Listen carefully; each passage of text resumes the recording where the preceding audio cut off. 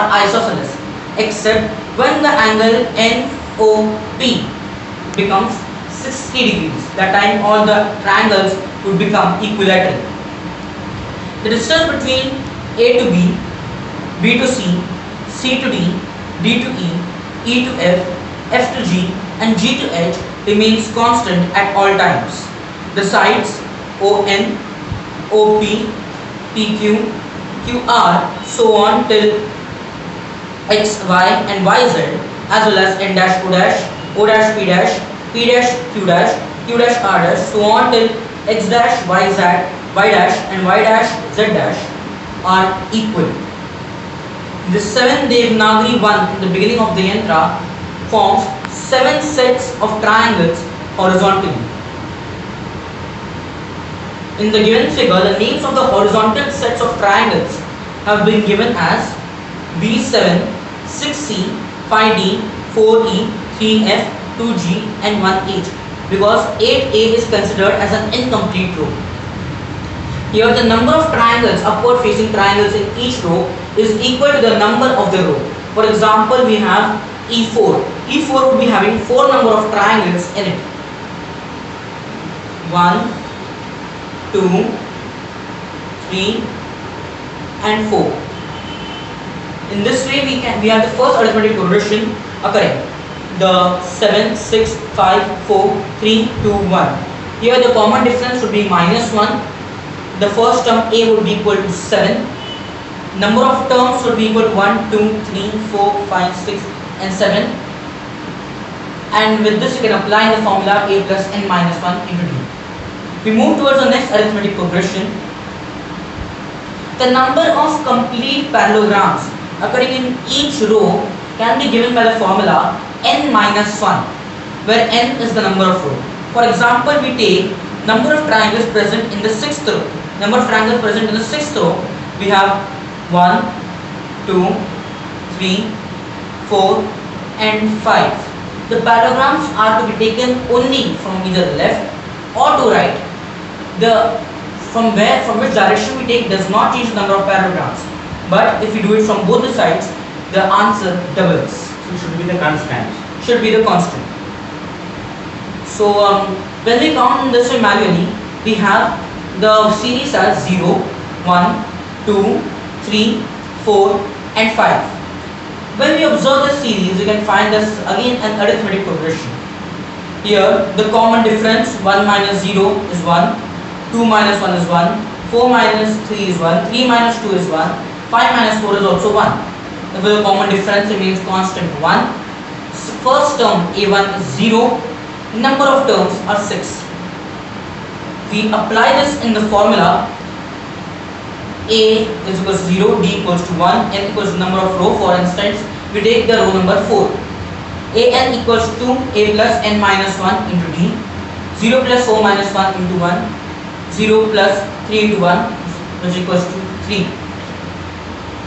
The number of parallelograms present in row number 4 is 3 according to formula, and when we pay attention towards the series 1, 2, 3 and 4, the fourth row is actually having the number of parallelograms. We move towards the next decoding, the final decoding, but before that we need to learn some theory. This Saraswati yantra does not only consist of normal lines, triangles and parallelograms, but consists of two major triangles, the upward pointing and the downward pointing. The upward pointing triangles represents the spiritual power, that is the Shiva, whereas also the element of fire, whereas the downward pointing triangles represent the Shakti, the power of creation of cosmos or the element of water. So why I told you this, because whenever we say the number of triangles subtended by the base, we think it is the number of triangles occurring. For example, the base is x dash here. We would be thinking that the number of triangles should start and here the vertex should be here and coming. But we cannot do so. The reason for the query, as I told you, is because of Shiva and Shakti. The Shakti prevents Shiva from entering into the next triangle by stopping it here. Therefore, the Shakti stops Shiva from entering up, and the calculation of the triangles are only taken till these two. These two triangles. Only these two triangles will be taken, not the entire whole, because the Shakti is preventing it. This was the basic. Now we will be making it clear by using the arithmetic progression. The final decoding. The first row H1 subtends two triangles, the greater one, the small one, and above the greater one we have the Shakti. Next, these are since there are two triangles in the beginning, therefore the A1 will be equal to 2. These two can also represent the Tarak and Marak Shakti, and hence we are beginning with the 2 value.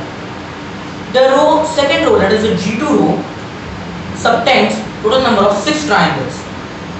As I told you, we will not be taking this as a vertex, but we will be taking this as the vertex of the 2 triangles.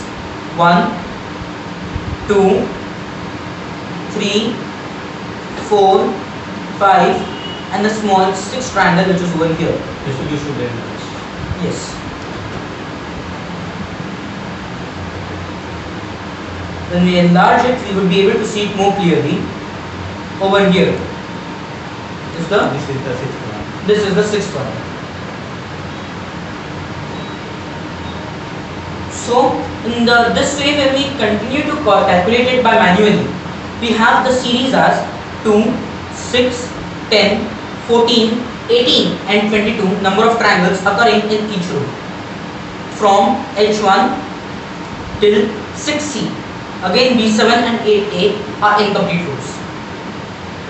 To find a common difference, we would be subtracting the second term from the first. 6 minus 2, 4, 10 minus 6, 4, 14 minus 10, 4, 18 minus 14, 4, 22 minus 18, also 4. Therefore, the common difference remains constant. We will now tend to apply this in the formula. As a result, we have A, the first term is 2. Number of n will be the number of the row. For example, the row number can extend from 1 till 6. We apply, and D, as in this case, is 4. We apply the result in the formula an equals to a plus n minus 1 into d to check whether the result agrees with the above mentioned series. For example, if we want to calculate the number of triangles present in row number 4, we take a equals to 2, d equals to 4 and n also equals to 4. an is equals to a plus n minus 1 into d. A4, that is the fourth row, is equals to 2, the first term, plus 4 minus 1, that 4 is the number of the row, multiplied by 4, the common difference. 2 plus 3 into 4, 2 plus 12, 14. In the fourth row, there are 14 triangles. In the series, 1, 2, 3, 4. The fourth row is having the 14 triangles. So like this, in 14 triangles would be there. Yes, We have 1, 2, 3, 4, 5, 6, 7, 8, 9, 10, 11, 12, 13, 14. So by manually counting as well as calculating by the formula, LHS is equals to RHS. Hence we were able to prove that the Saraswati Yantra had total number of 3 APs, arithmetic progressions. The conclusion. Thus from the above results, we were able to see that this Saraswati Yantra, which was worshipped since the ancient times, is not only the form of goddess but also a form of an arithmetic progression, which was trapped under the layers of Western ideas and Western cultures. As our duty as Indians, it is our duty to bring out the mathematics hidden behind each of these yantras. Saraswati in the Rig Veda has been mentioned in book number 2 as Devi Tame, Amritame, Naditame is Saraswati. But I would also like to add another to this. Devi Tame, Amritame, Naditame, Yantri Tame is Saraswati, also in the form of the yantra. Our objective when we look at all these yantra is not to look at them practically, but look at all these yantras spiritually. Then thinking and practically to bring out the spirituality hidden behind them. And by this, we will be able to achieve the merits which cannot be fathomed by any other person in the entire world. All we have to do is try to release from these Western bonds and learn in the secrets of the divine. Om Saraswati Namaha. Good. Just he has explained about decoding of Saraswati Yantra. Just as has said just now. So our ancient mathematics is very useful for modern era. You know, Yadashika Mayuranam Naganam Maniyodada Tadva Vedana Shastranam Ganitam Mudrisritam. So in our Vedic era, just we had a lot of principles invented by our rishis. We are the people nowadays extracting those principles and we are using in our daily life. So like this, Mashankar, so all the students come forward to rediscover the ancient tendencies into modern era. Okay, thank you. Thank you. Thank you, sir.